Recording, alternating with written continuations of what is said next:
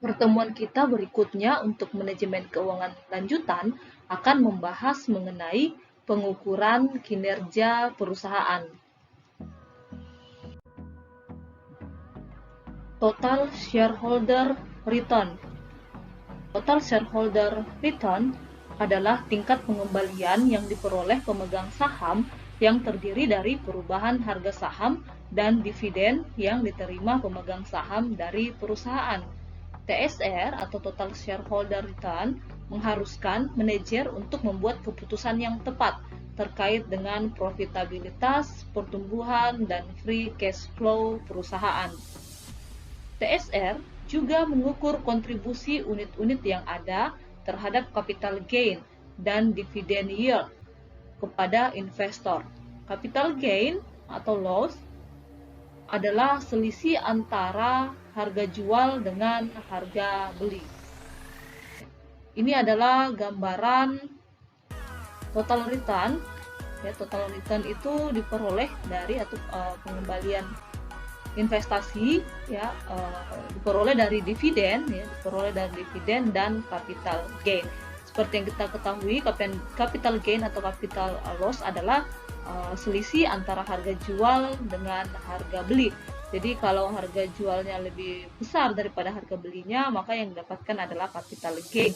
Kita akan mendapatkan keuntungan. Tetapi kalau harga jualnya lebih rendah dibanding dengan harga belinya, saat kita beli saham harganya lebih tinggi daripada saat kita menjual, maka kita akan mendapatkan yang namanya capital loss, atau kita akan mengalami yang namanya kita jual rugi, seperti itu. Nah, sedangkan dividen itu adalah pembagian laba perusahaan kepada pemegang saham berdasarkan banyaknya jumlah saham yang dimiliki. Jadi pembagian dividen ini berdasarkan laba perusahaan yang akan dibagikan kepada dividen. Nah, ini biasanya diberikan total return-nya ketika ketika pemilik berinvestasi atau investor berinvestasi untuk jangka panjang. Saat ini kita akan menghitung tingkat pengembalian investasi dengan formula atau rumusnya arus kas yang diterima ditambah harga akhir kurang harga awal per harga awal. Nah, di sini ada contohnya, Pak Andi membeli 1000 lembar saham PT XYZ pada tanggal 3 Januari 2019. Nah, harga saham PT XYZ itu Rp1.000 per lembar. Nah, selama tahun 2019, PT XYZ membagikan dividennya sebesar Rp50 per lembar saham. Nah, harga saham PT XYZ di akhir tahun 2019 itu meningkat menjadi 1.200 per lembar. Nah, berapakah tingkat pengembalian investasi Pak Andi di saham PT XYZ di tahun 2019? Nah, kita akan hitung sama-sama, tolong diperhatikan. Jadi di sini nilai investasi awal tanggal 3 Januari 2019 itu adalah kita menghitung nilai investasinya. Nah, tadi di soalnya dikatakan bahwa harga saham PT XYZ itu adalah Rp1.000.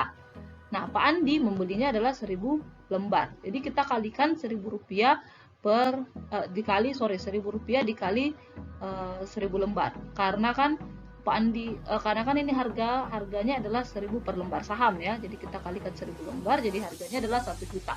Jadi Pak Andi ini berinvestasi seharga 1 juta pada 1000 lembar saham, kurang lebih seperti itu, ya. Nah, kita akan menghitung arus kas berupa dividen di tahun 2019.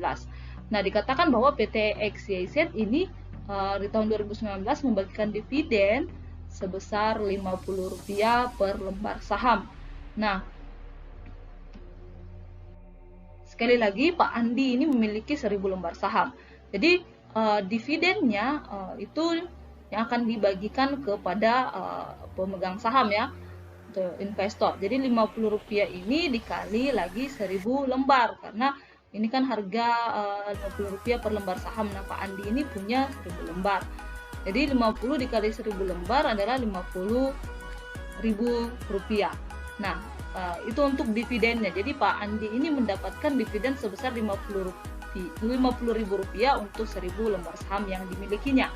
Nah, capital gain, kita menghitung capital gain yang akan didapatkan oleh Pak Andi. Nah, harga harga di akhir tahun 2019 itu adalah meningkat menjadi 1.200. Nah, kita harus ingat kembali bahwa untuk capital gain itu adalah rumusnya harga jual per harga beli. Nah, 1.200 ini atau harga di akhir atau harga jual atau di harga di akhir tahun 2019 itu adalah saat ditutup 1.200. Nah, dikurang 1.000 ini adalah harga beli. Nah, Pak Andi kan membeli di harga 1.000 rupiah per lembar. Jadi kita kurangkan 1.200 dikurang 1.000. Nah, ini kan hasilnya adalah 200 rupiah ya, dikali 1.000 lembar saham milik Pak Andi. Jadi 200 rupiah dikali 1.000 lembar saham itu sama dengan 200.000. Jadi capital gain yang didapatkan Pak Andi jika Pak Andi menjual sahamnya, karena capital gain itu didapatkan ketika investor atau pemegang saham menjual kembali saham yang sudah dibelinya. Nah, sebesar 200.000 rupiah. Nah, tingkat pengembalian di tahun 2019 ini adalah kita menggabungkan antara arus kas yang diterima ya, atau yang disebut dividen ini ditambah capital gain. Jadi sebenarnya rumusnya kan tingkat pengembalian investasi itu arus kas yang diterima, sebenarnya ini adalah dividen ditambah harga akhir kurang harga awal atau harga jual dikurang harga beli. Nah, itu tadi yang kita hitung sebesar 200.000 rupiah. Semua ini sudah dikalikan dengan jumlah lembar saham yang dimiliki Pak Andi ya, atau investor. Jadi 50.000 ditambah 200.000 per harga awal itu sebesar 1 juta. Kita kembali kepada nilai investasi awal 3 Januari itu adalah 1 juta. Itu dari mana? Yaitu tadi 1.000 lembar sahamnya punyanya Pak Andi dikali 1.000 rupiah. Nah, 50 ditambah 200.000 itu adalah 250.000 rupiah per 1 juta. Nah, 250.000 per 1 juta ini adalah 0,25 ya. Nah, kenapa bisa 25% di sini? Karena 0,25 ini kita mau persenkan menjadi dikali 100%. Jadi hasilnya adalah 25%. Jadi seperti itu penjelasan untuk tingkat pengembalian investasi. Perusahaan dapat meningkatkan TSR atau Total Shareholder Return dengan berfokus kepada 3 financial driver, yaitu profitabilitas, investasi, dan free cash flow, seperti diperlihatkan dalam gambar berikut ini. Jadi saya akan memperlihatkan gambarnya atau bagannya seperti ini ya. Jadi yang pertama itu adalah total shareholder return, capital gain, dividend, profitability, growth, investment, dan free cash flow. Jadi bagaimana bisa ini kita berfokus ya pada 3 financial driver ini untuk kemudian mendapatkan untuk meningkatkan TSR ya, untuk meningkatkan total shareholder return-nya. Jadi di sini adalah seperti tadi yang sebelumnya digambarkan di bagian sebelumnya, bahwa total shareholder return itu didapatkan melalui capital gain dan dividen. Nah, capital gain ini didapatkan dari profitability atau kita mendapatkan profit atau keuntungan ya dari dari berinvestasi. Jadi untuk supaya perusahaan mendapatkan dapat meningkatkan capital gain-nya, jadi harus ada keuntungan yang dihasilkan oleh perusahaan. Terus berikutnya adalah pertumbuhan ya. Jadi keputusan investasi yang tepat akan mempengaruhi pertumbuhan perusahaan. Jadi kalau kita berinvestasi pada sesuatu yang perusahaan berinvestasi kepada sesuatu yang tepat ya, atau proyek yang tepat, maka akan memberikan pertumbuhan dengan bentuk nantinya adalah capital gain ya. Jadi ini tercermin dari harga saham perusahaan ya, seperti itu. Nah, kemudian bagaimana cara mendapatkan dividen ini? Itu adalah ada yang namanya free cash flow. Nah, ini sebenarnya sudah kita bahas di bab sebelumnya atau materi kita. Free cash flow ini adalah aliran kas yang tersedia untuk dibagikan kepada pemegang saham. Nah, setelah perusahaan melakukan investasi pada aktiva tetap, setelah berinvestasi pada aktiva tetap dan modal kerja, setelah mengeluarkan semua biaya-biaya ketika masih ada free cash flow-nya atau aliran kas bebasnya yang tersedia, maka itulah yang akan dibagikan atau itulah yang akan disebut sebagai dividen ya, dibagikan dalam bentuk dividen. Jadi free cash flow yang besar akan mampu meningkatkan pembayaran dividen kepada pemegang saham. Tetapi besar atau kecilnya dividen itu bergantung pada jumlah proyek potensial yang dimiliki perusahaan. Nah, jika perusahaan masih memiliki jumlah proyek yang potensial dalam jumlah besar, maka kelebihan kas yang ada sebaiknya diinvestasikan ke proyek tersebut. Jadi itu tadi ya, kita karena ini adalah free cash flow, jadi nanti setelah kita berinvestasi, setelah kita mengeluarkan modal kerjanya, baru kemudian dibagikan dalam bentuk dividen. Nah, selain itu ada kelemahan dari total shareholder return ini ya, adalah tidak memperhitungkan risiko dalam menentukan tingkat pengembalian kepada pemegang saham. Nah, dua perusahaan yang memiliki TSR yang sama belum tentu memiliki tingkat risiko yang sama. Nah, risiko adalah volatilitas dari TSR yang diperoleh perusahaan. Jadi manajemen mungkin saja mencoba untuk memperoleh TSR yang tinggi dan dengan mengambil risiko yang lebih besar juga.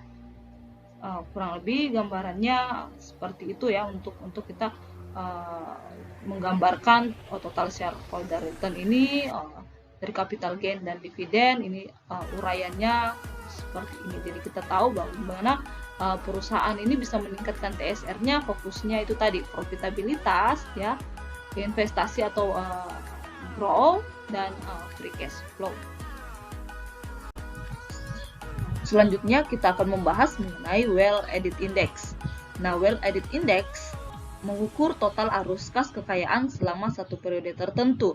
Nah, arus kas pemegang saham yang berasal dari kenaikan nilai pasar ekuitas, dividen, dan pembelian kembali saham, serta nilai bersih dari penerbit ekuitas baru di atas tingkat pengembalian yang diharapkan atau expected return dari nilai pasar ekuitas perusahaan saham.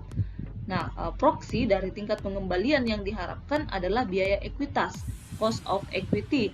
Perusahaan menciptakan nilai untuk pemegang sahamnya hanya apabila tingkat pengembalian untuk pemegang saham yang berasal dari pembagian dividen dan kenaikan harga saham lebih besar dari biaya ekuitasnya. Nah, saya ingatkan kembali bahwa proksi ini adalah seseorang yang diberi kuasa oleh orang lain untuk bertindak atas nama pemberi kuasa dalam pengambilan keputusan. Nah, di sini berikut ada formula dari Well Added ya, atau rumus dari Well Added, di mana Well Added atau WA sama dengan delta kapitalisasi pasar ditambah dividen dikurang penerbitan saham baru dikurang tingkat pengembalian yang diharapkan. Nah, di mana kapitalisasi pasar adalah jumlah saham beredar dikalikan dengan harga pasar saham. Sedangkan delta kapitalisasi pasar adalah kapitalisasi pasar akhir tahun dikurangi kapitalisasi pasar awal tahun.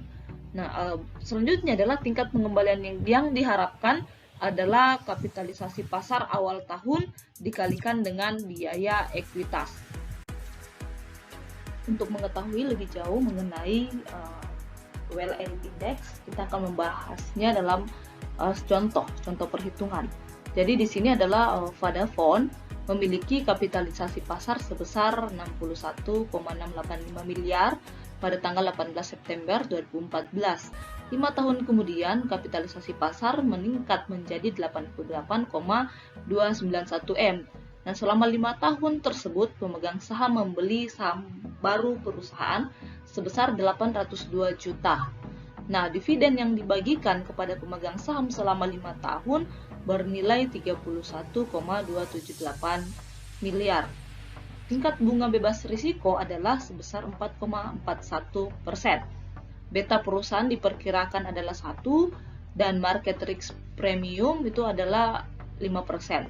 Nah, berapakah Well Added Index Vodafone selama 5 tahun? Jadi kita mau cari tahu Well Added Index-nya untuk 5 tahun.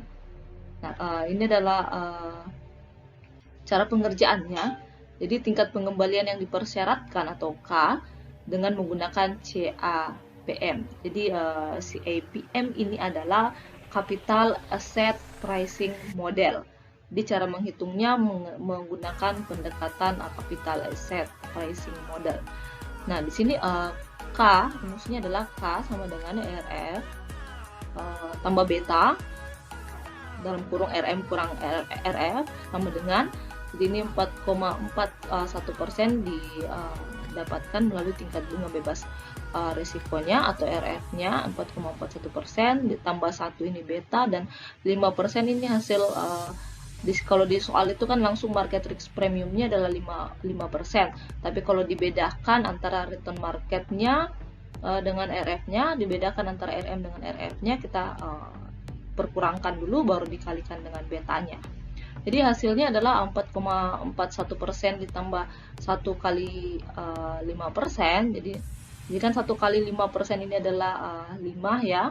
5% ditambah 4,41%. Jadi 4,41% ditambah 5% itu adalah 9,41%. Nah, kita akan menghitung K selama 5 tahun. Jadi K selama 5 tahun itu rumusnya adalah di sini 1, ini konstan ya. 1 ditambah 9,41%, ini hasil dari kita menghitung K-nya. Nah, ini dikali 5 ditambah 5 untuk menghitungnya. Jadi hasil dari 1 tambah 9,41% adalah 10,41% dikali 5 ya, karena kita mau cari tahu selama 5 tahun ke depan. Jadi ditambah dikali 5, jadi 10,41 dikali 5 itu hasilnya 52,5% ya. Jadi di sini karena tanda ini ya, tanda di atas itu, jadi dia dikali 5 ditambah 5, jadi 52,5% ditambah lagi 5, jadi hasilnya 5%, jadi hasilnya adalah 57,05, tapi kita ambil 57%. Ya, jadi seperti itu rumusnya. Jadi 1 ditambah 9,41% dikali 5 ditambah 5, jadi hasilnya adalah 57%. Nah, berikutnya kita akan menghitung, ini kan tadi pendekatan CAPM-nya. Nah, kita akan masuk di dalam WAI-nya atau Well Added Index-nya. Jadi ini tadi kita hanya menghitung K selama 5 tahunnya, karena yang mau dihitung adalah 5 tahun tersebut. Nah, penambahan dalam kapitalisasi pasarnya adalah 26,606 miliar. Jadi dari mana dapat penambahan dalam kapitalisasi pasar ini? Karena mungkin dilihat di atas tidak ada ya. Jadi ini didapatkan dari hasil kita lihat soalnya Vodafone memiliki kapitalisasi pasar ya. Jadi kapitalisasi pasar awalnya di 18 September 2014 itu adalah 61,685 miliar. Nah, selama 5 tahun ke depan itu meningkat jadi 88,291 miliar. Jadi selisih antara 88,291 ini dikurang 61,685 ini ada sebesar 26,606 miliar. Itulah yang dikatakan penambahan. Jadi jumlah dari berubahnya kapitalisasi pasar dari 61,685 miliar ini menjadi 88,291 miliar ini adalah sebesar 26,606 miliar. Itulah yang disebut sebagai penambahan dalam kapitalisasi pasar. Nah, berikutnya adalah penjualan saham ke pemegang saham. Itu ada sebesar 802 juta. Jadi ini adalah tandanya kurang ya, karena artinya perusahaan tersebut atau Vodafone tersebut menjual sahamnya ya, menjual sahamnya, berarti kan saham yang beredar kurang ya. Yang berikutnya adalah dividen dari pembelian kembali saham sebesar 31,278. Jadi ini adalah dividennya ya. Dividen yang dibagikan ke pemegang saham itu adalah 31,278 miliar. Nah, yang berikutnya adalah tingkat pengembalian yang dipersyaratkan. Itu adalah 35,160 M. Jadi ini adalah tingkat pengembalian yang dipersyaratkan. Cara hitungnya adalah 61, ini kapitalisasi pasar ya. Jadi pada kapitalisasi pasar pada tahun 2014 itu 61,685. Nah, ini kan yang dipersyaratkan ya, atau yang K tadi ini ya, tingkat pengembalian. Jadi itu dikali dengan 57%. Ini karena kas selama 5 tahun itu 57%, karena ini yang diharapkan adalah yang akan kembali nanti di tahun kelima.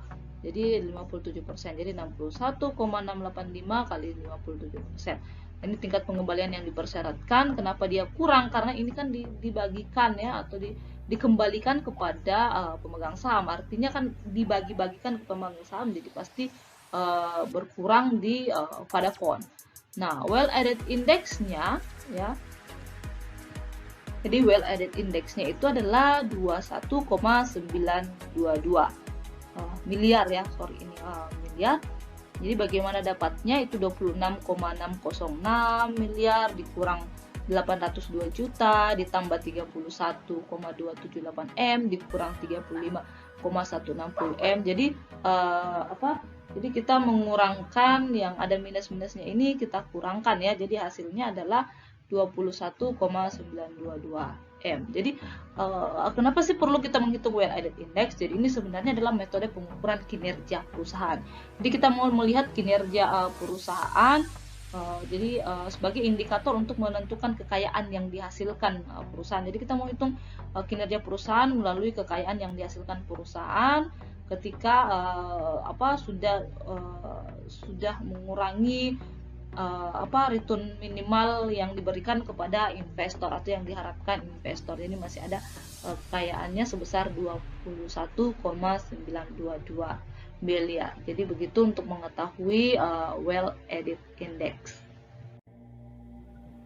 Kita akan membahas mengenai market value added. Jadi Stern, Stewart and Co juga telah mengembangkan konsep yang disebut dengan market value added (MVA). Nah, MVA adalah selisih antara nilai pasar saham dan utang perusahaan dan jumlah modal yang ditempatkan di perusahaan oleh kreditur dan pemegang saham. Jadi ini adalah formula atau rumus dari MVA sama dengan market value dikurang invested capital. Nah, keterangannya adalah market value ini adalah nilai utang, saham preferen, dan saham biasa saat ini. Nah, invested capital itu seluruh kas yang diperoleh dari penyedia dana atau berasal dari keuntungan yang diinvestasikan kembali pada investasi baru di perusahaan sejak perusahaan didirikan. Nah, dalam prakteknya nilai dalam laporan posisi keuangan dengan sedikit penyesuaian yang digunakan. Contohnya adalah PT ABC ya. PT ABC didirikan pada 20 tahun lalu dengan modal yang berasal dari saham biasa sebesar 15 miliar. Nah, perusahaan tidak memiliki utang jangka panjang dan saham preferen. Jadi seluruh laba bersih yang dihasilkan diberikan kepada pemegang saham. Nah, saat nilai pasar saham PT ABC adalah sebesar 40 miliar, nah berapakah MVA PT ABC? Nah, MVA-nya sama dengan 40 miliar. Jadi di sini MVA-nya adalah 40 miliar. Itu seluruh laba bersih yang dihasilkan dan diberikan kepada pemegang saham. Nah, dikurang 15 miliar itu adalah modal yang ditanamkan ya dari pemilik modal itu sebesar 15 miliar. Jadi jadi 40 miliar dikurang 15 miliar itu adalah ada 25 miliar. Jadi inilah yang disebut sebagai market value added-nya. Jadi ini adalah penambahan nilai pasar ya. Jadi ada penambahan nilai pasar sebesar 25 miliar. Nah, dalam praktek nilai pasar utang jangka panjang dan saham preferen diasumsikan sama dengan nilai bukunya. Hal ini menyebabkan munculnya MVA dengan versi lain.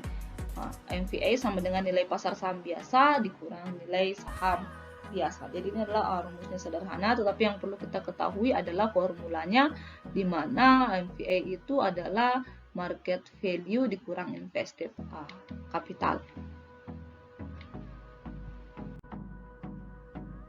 Hal-hal yang perlu diperhatikan ketika menggunakan MVA. Nah, yang pertama adalah memperkirakan jumlah kas yang diinvestasikan. Mengukur jumlah modal yang dimasukkan atau ditahan dalam bisnis setelah diperdagangkan beberapa tahun dapat menghadirkan masalah. Misalnya, apakah pengeluaran, penelitian, dan pengembangan menghasilkan aset atau dibebankan pada laporan laba rugi. Nah, laporan posisi keuangan yang disusun oleh akuntan tidak dirancang untuk mengukur modal yang dipasok oleh penyedia modal. Nah, yang kedua, kapan nilai diciptakan? Oke, pada bagian kapan nilai diciptakan, fakta bahwa hasil MVA yang positif sering dibatasi saat akan digunakan untuk mengevaluasi manajemen yang ada. Misalnya, MVA yang ada saat ini adalah hasil dari manajemen-manajemen sebelumnya, sehingga sulit untuk menentukan berapa MVA yang diciptakan oleh manajemen yang ada saat ini. Bagian yang ketiga, apakah tingkat pengembaliannya cukup tinggi? Nah, sangat sulit untuk mengetahui apakah MVA yang dihasilkan sudah cukup, sehingga memberikan tingkat pengembalian yang memuaskan untuk penyedia modal. Yang keempat, inflasi mendistorsi angka MVA. Nah, jika elemen modal yang digunakan untuk mengukur MVA berasal dari angka-angka yang ada pada laporan posisi keuangan dan terjadi inflasi, maka nilai dari modal yang digunakan akan lebih rendah dari yang sebenarnya. Hasil MVA akan kelihatan lebih tinggi. Yang kelima, percaya bahwa harga pasar saham adalah selalu benar selamanya. Ini adalah asumsi yang paling mengganggu, karena MVA tidak harus selalu membutuhkan efisiensi pada penetapan harga. Yang terakhir, yang perlu diperhatikan ketika menggunakan MVA adalah MVA bukan ukuran yang absolut. Perusahaan besar akan selalu memiliki MVA yang besar. Hal ini membuat perbandingan MVA antara perusahaan-perusahaan yang ada menjadi sulit karena adanya perbedaan ukuran modal perusahaan. Jadi MVA ukurannya berbeda-beda, ya, tergantung pada ukuran modalnya. Jadi perusahaan besar akan selalu memiliki MVA yang besar tentunya karena modalnya pasti juga besar. Kita akan masuk dalam pembahasan excess return. Jadi excess return itu menganalisis jumlah modal yang diinvestasikan tahun lalu dan kemudian membebankan perusahaan atas pemakaian modal tersebut selama 1 tahun. Nah, formulanya atau rumusnya adalah excess return sama dengan kekayaan aktual dikurang kekayaan yang diharapkan. Nah, contohnya adalah PT RST didirikan 5 tahun lalu dengan modal berupa saham biasa sebesar 10 miliar. Ini asumsikan tidak ada utang ya. Nah, pada saat tersebut, ekuitas yang ditanamkan dapat menghasilkan tingkat pengembalian sebesar 10% per tahun. Nah, perusahaan menghasilkan keuntungan setelah pajak sebesar 1 miliar di tahun kedua dan ketiga. Nah, seluruh keuntungan dibagikan sebagai dividen. Nilai pasar dari saham PT RST saat ini adalah 11 miliar. Nah, berapakah excess return PT RST? Oke, kita akan mencari tahu excess return PT RST itu dimulai dari dividen yang diterima 3 tahun lalu. Oke, karena soal mengatakan bahwa perusahaan menghasilkan keuntungan sebesar 1 miliar di tahun kedua dan ketiga setelah pajak ya. Jadi keuntungannya itu setelah pajak. Jadi di sini dividen yang diterima 3 tahun lalu itu 1 miliar, jadi keuntungannya kan 1 miliar dikali 1 ditambah 10% pangkat 3. Jadi di sini 1 miliar itu dari keuntungannya terus dikali 1 tambah 10%. Nah, 10% ini adalah tingkat pengembalian. Tingkat pengembalian per tahunnya itu adalah 10%, pangkat 3 karena kita menghitung dividen yang diterima tahun lalu itu pangkat 3. Nah, cara menghitungnya adalah bagaimana caranya kita bisa mendapatkan hasilnya adalah 1,331 miliar. Kalau di kalkulator sih ini langsung bisa saja, tapi kalau kita mau uraikan satu per satu, jadi di sini adalah 1M ya dikali 1 tambah 10% itu adalah 10 per 100 0,1 ya, di 0,1 pangkat 3. Nah, setelah itu Oke, setelah itu 1 ditambah 0,1 ya, karena kan 10% tadi itu adalah 0,1. Jadi 1 ditambah 0,1 sama dengan 1,1. Jadi 1M dikali 1,1 pangkat 3. Jadi 1,1 pangkat 3 itu adalah 1,331 miliar ya, atau 1.331 juta ya. Jadi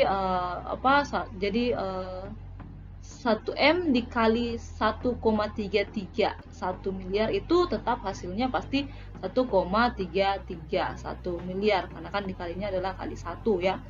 Nah, untuk menghitung dividen yang diterima di 2 tahun lalu, jadi ini hampir sama dengan cara mencarinya di tahun ketiga ya, cuman di sini 1 tambah 10%-nya itu pangkat 2. Jadi 1 ditambah 0,1 pangkat 2, 1 ditambah 1M dikali 1,1 pangkat 2. Jadi 1,1 pangkat 2 itu adalah 1,21 sekian-sekian. Jadi 1 miliar dikali 1,21 miliar itu hasilnya tetap 1,21 miliar sekian-sekian. Nah, itu hasilnya untuk dividen yang diterima 3 tahun lalu dan dividen yang diterima 2 tahun lalu. Nah, nilai pasar saham saat ini adalah 11 miliar, ya kan? Jadi nilai pasar dari saham PT RST saat ini adalah 11 miliar, itu sesuai dengan yang disampaikan oleh soal. Nah, kekayaan aktualnya adalah 13,54 miliar. Jadi kekayaan aktual itu adalah 13,54 miliar. Ini didapatkan dari mana? Itu didapatkan dari 11 miliar ditambah 1,331 miliar ditambah 1,210 miliar ya. Jadi kalau kita jumlahkan itu maka hasilnya adalah 13,54 miliar. Jadi kekayaan aktual PT RST itu adalah 13,54 miliar. Itu sesuai dengan yang kita hitung. Nah, berikutnya adalah expected wealth-nya atau kekayaan yang diharapkan. Jadi kekayaan yang diharapkan itu adalah di sini 10 miliar. Nah, 10 miliar itu adalah PT RST ya, yang didirikan 5 tahun lalu dengan modal berupa saham biasa sebesar 10 miliar. Jadi 10 miliar ini adalah saham biasanya dikali 1 tambah 10%, 10% tetap tingkat pengembalian sebesar 10% per tahun di pangkat 5, karena ini adalah didirikan 5 tahun yang lalu. Jadi pangkat 5 ini menandakan 5 tahun ya. Jadi hasilnya adalah 16,1 miliar. Jadi bagaimana cara hitungnya? Hampir sama dengan cara kita menghitung dividen yang diterima 3 tahun dan 2 tahun yang lalu. Cuman di sini kan yang perlu diperhatikan karena di atas sini adalah 1 miliar, di bawah sini adalah 10 miliar. Jadi di sini 1 tambah 0,1 pangkat 5 terus 1, jadi setelah itu 1 tambah 0,1 itu 1 tambah 0,1 itu kan artinya 1,1 ya. Jadi 10 miliar kali 1,1 pangkat 5. Nah, 1,1 pangkat 5 itu hasilnya adalah 1,61 ya. Jadi 10M dikali 1,61 ya, dari hasil tadi di sini 1,61 hasilnya adalah 16,1 miliar. Nah, setelah itu kita akan hitung excess return-nya. Jadi kita kembali ke formula awal ya. Excess return itu adalah kekayaan aktual dikurang kekayaan yang diharapkan. Jadi kita masukkan excess return-nya, itu kekayaan aktualnya adalah 13,54 miliar. Jadi kekayaan aktual di sini ya 13,54 miliar dikurang expected wealth, kekayaan yang diharapkan. Nah, kekayaan yang diharapkan yang kita hitung tadi expected wealth-nya adalah 16,1 miliar.